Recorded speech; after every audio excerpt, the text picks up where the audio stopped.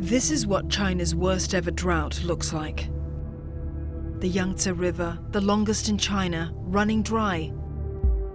It sparked a shortage of hydropower. And in Sichuan province, factories were shut down to ease the power shortage. The direct impact will be on the supply chain because currently, because we know the Chinese supply chain is quite complicated. When one part of China was affected by the heat wave, by the power shortage, so it's going to affect the entire supply chain. We might also potentially see the impact on the consumption as well, because when the weather is so extreme, it's so hot, people don't want to go out, people don't want to go for shopping, go for all the services spending.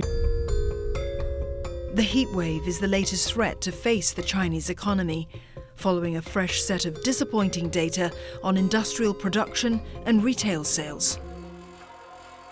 Data that showed the continuing impact of COVID-19 lockdowns on both businesses and consumers.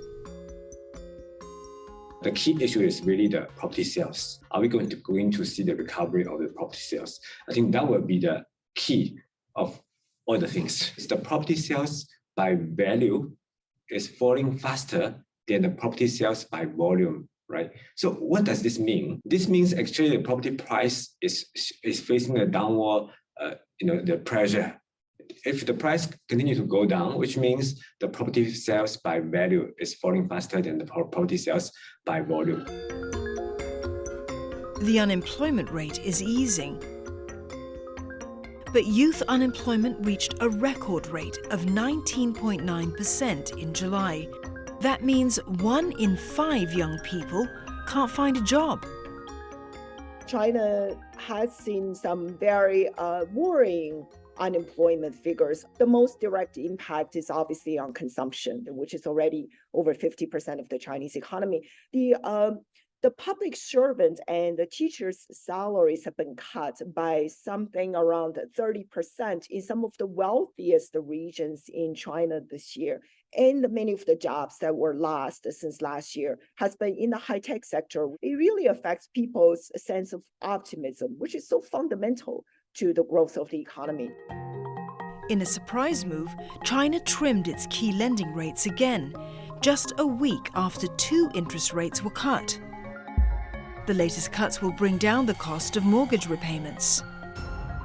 The short-term risk is really about the government's speed and scale of its stimulus in order to arrest the economy from further falling. We think the risks for China really remains in understimulating the economy at the moment. We're talking about hard landing of the U.S. economy in 2022. Technically, the U.S. economy is already in a recession in 2022, and we simply cannot afford to have a hard landing in the world's second largest economy and the largest economy at the same time. And I think that'll be a major risk for the global economy. It's a signal that the government recognizes the problem and they are willing to take actions.